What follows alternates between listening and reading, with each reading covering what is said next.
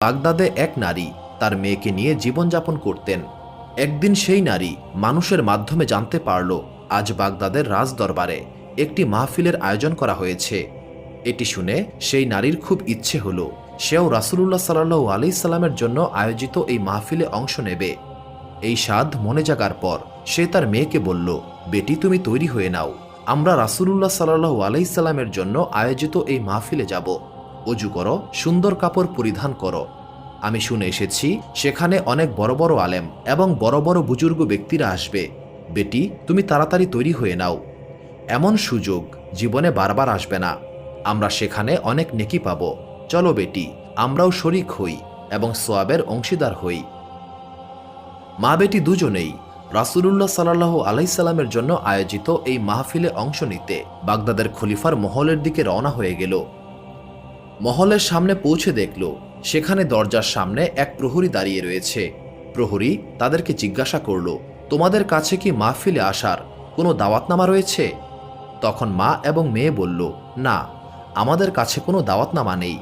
তখন প্রহরী বলল, তাহলে তোমরা এখানে এসেছো কেন? সেই নারী জবাব দিল, আমরা শুনেছি রাসূলুল্লাহ সাল্লাল্লাহু আলাইহি সাল্লামের জন্য মাহফিল হচ্ছে। আমরা মনে করেছি এই মাহফিল সবার জন্য উন্মুক্ত, সবাইকে দাওয়াত দেওয়া হয়েছে। আমরাও রাসূলুল্লাহ সাল্লাল্লাহু আলাইহি সাল্লামকে অনেক ভালোবাসি, তাই আমরা মা বেটি এখানে হাজির হয়েছি। তখন সেই দারোয়ান বলল, বিষয়টা এমন নয়, এখানে যারা এসেছেন তাদেরকে সবাই খলিফা নিজে দাওয়াত দিয়েছেন। এই মাহফিল সবার জন্য নয়। এখানে অনেক বড় বড় লোক এবং বড় বড় আলেমরা এসেছেন, বাদশার খুব কাছের মানুষেরা এসেছেন। যদি তোমাদের কাছে দাওয়াতনামা থাকে তবেই কেবল তুমি ভেতরে প্রবেশ করতে পারবে, আর যদি না থাকে তবে তোমাদেরকে ভেতরে যেতে দেওয়া হবে না। জবাবে সেই নারী বলল, আমাদের কাছে কোনো দাওয়াতনামা নেই, কিন্তু রাসূলুল্লাহ সাল্লাল্লাহু আলাইহি সাল্লামের জন্য সত্যিকারের ভালোবাসা রয়েছে। আমি আমার রাসূলকে অনেক ভালোবাসি, অনেক আশা নিয়ে আমি আর আমার বেটি এসেছি।